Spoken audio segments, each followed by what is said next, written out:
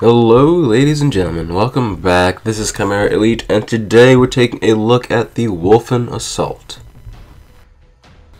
The Tier 1 Wolfen War Lightning comes in at 57 AP and has the highest movement of all the Wolfen, tied with 7 hexes.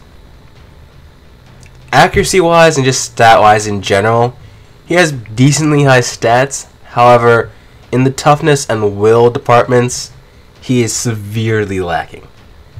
His ability is called Prudent Movement, and if you need to get to the back of the enemy army and there are things in the way, you can use Prudent Movement, and you can't sprint that turn. You can't sprint because otherwise it would be kind of overpowered. But you can move through the entire enemy army and you don't actually trigger any attacks of opportunity. What this means is that, like I said, let's say Cillian is just sitting in the back being a huge pain in the ass and you need to deal with it. Let's say it's almost the end of the turn, Cillian has already done her thing and this guy still has to go, and he's somehow close enough to Cillian to get to her. Pop Prudent Movement, have him waltz up in front of her, maybe whack her a few times, drop her decently low, because this guy deals pretty decent damage, and you're good for the next turn. He is actually decently good, but he's a little bit situational, and because of how squishy he is, he's hard to get in those situations, because, to be honest, if a good player is playing Cillian, he's probably going to target this guy first. On the attributes side, he's got the normal Born, Killer, and Fear, and on top of that, he has Mobile. Now, Mobile is essentially another bonus. It makes him more mobile. Simple as that. He ignores the penalties of heavy terrain. So, whereas heavy terrain typically costs 2 hexes to move through, for him, it doesn't cost anything, and he can pretty much move where he wants with impunity. Now, the War Lightning is kind of odd. He fills the role of the mobile unit, but the Wolfen army is already stupidly mobile, so you kind of have to worm your way in and find a place that the War Lightning can fill. If you can find a place where he will excel, then more power to you.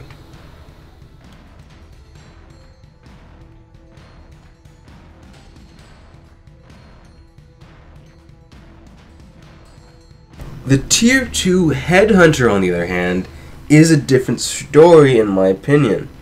He comes in at 79 AP, quite a bit more expensive than the Tier 1, but he makes up for some of the faults that the Tier 1 has. He has Immunity Fear, meaning that when you actually get him to that back line, you don't have to worry about him missing because he's shitting his pants. He'll just do his job and hopefully get out of there. However, everything comes with a catch. The Tier 2 Headhunter has slightly less damage than the Tier 1. So keep that in mind when you actually send him to the back. He can target the squishy units, yes, but he's still very squishy himself. And it's going to take him a little bit longer to actually take those archers out, or those spellcasters out, giving the enemy more time to essentially just reallocate his forces to the back line, kill you, and head back to the front lines. It's a very delicate balance that you have to strike, and while he does cover some of the weaknesses of the Tier 1, the Tier 2 is actually more of a team player than the Tier 1. And what I mean by this is It's because of one of his abilities, Assassin. Now, Assassin, you don't see it all that often. I believe actually Ryscar has it on him also. So if you don't have Ryscar in your army, this guy is actually a decent, not a great, but a decent replacement for him. Assassin increases the amount of damage dealt to a unit, an enemy unit, based on the number of friendly units around it. So a headhunter, let's say we're fighting Arianas for whatever freaking reason, I'm not actually engaged on his dumbass. I go in, and typically I might only deal like 3 damage with the headhunter, so 6 damage a turn. If Arianas is completely surrounded,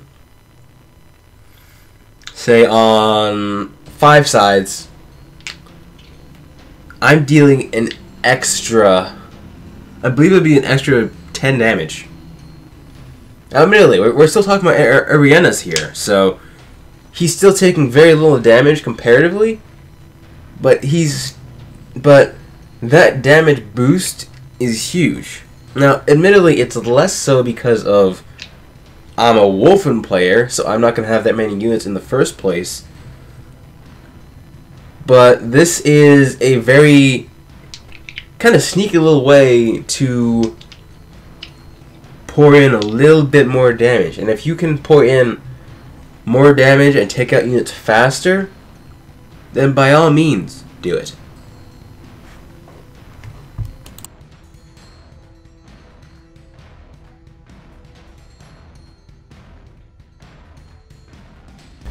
The Tier 3 Berserker Hunter is 90 AP. I'm just going to put that out there right now. He is 90 AP. And unfortunately, like a lot of Tier 3s, I do not like them. The Tier 3 in this case is more damaging than his counterparts, yes. But also he's the most likely to get killed. He has 9 parry, 13 dodge, same toughness and will. He is not immune to fear like the Tier 2. And he does not have Assassin. What he does have is War Fury. What he does have is Savage, Implacable, and Ruthless. Now, theoretically, if you somehow get the entire enemy army, or a good chunk of the enemy army, low, you could throw in the Berserker Hunter, take out someone who's within killing range, and just keep on going. It's possible, but not very probable. The thing about War Fury units is that War Fury gives them Savage. When you activate War Fury, it gives them Savage. They don't need Savage to begin with. Admittedly, Implacable and Ruthless are both pretty darn useful abilities. But they're not worth 90 AP. You would be better off spending that 90 AP on either 2 Fang Warriors or a Grave Guardian who could who could honestly quite easily take this guy in a fight. One thing that you need to look at when you're choosing which units go in your army is their prices in comparison to other units. This Berserker Hunter is 90 AP. A Tier 1 Grave Guardian is something like 79 AP. With admittedly worse damage, but very, very good toughness, decent accuracy, very good parry, and decent dodge. Put them in the same situation, the Grave Guardian is most likely going to do better. the Grave Guardian has a place. You might be able to find a place for the Tier 1 or the Tier 2 hunters. The Tier 3 is trying to find a place in an army where its spot is already pretty much taken. And spending 90 AP on it is not the best idea in the world. And unfortunately, I don't like the Tier 3, like so many others, unfortunately. If they found some way to, I don't know, maybe increase this guy's movement speed, increase his parry or something. Something that sets him apart, that gives him his own niche to fill. And really, I have to say that for all of the hunters, all of the assault classes, at least for the Wolfen. In the other armies, they fill a role. They fill the role of mobile, damaging units. In the Wolfen army, mobile is already taken. Damaging is pretty much already taken. What's left? Maybe sometime in the future, because the Wolfen, my idea is, and just hear me out, the Wolfen are hunters, right? What do the Wolfen not have? Zoning abilities. They do not zone. Like Arrhenius, he zones. The undead can zone with units. They can just summon up 2 skeletons, have them sit there, and you have to get through the skeletons before you can get to their actual units. Maybe that's the role that these hunters could fill. Maybe you could give the hunters traps that they could lay. As you could essentially have them do a move to put trap down. Essentially run to the enemy lines, but on the way, what they do is they essentially run, drop like a mine or a bear trap or something, and lay it down, and it's visible. Sure, I'm fine with it being visible. But it gives the Wolfen something that they don't have yet. And unfortunately, the Wolfen have mobility, they have damage. So there's really no place for the hunters in the Wolfen army right now. And to get me to use it, the devs are going to have to come up with something pretty darn interesting and some niche, some new requirement that these hunters can fill.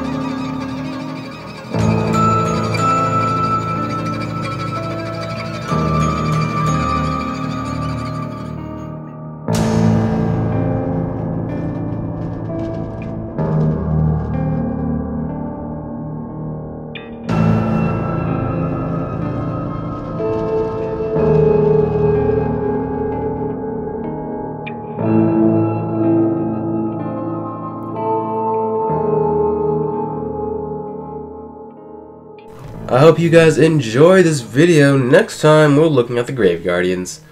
I'll see you all next time. Peace.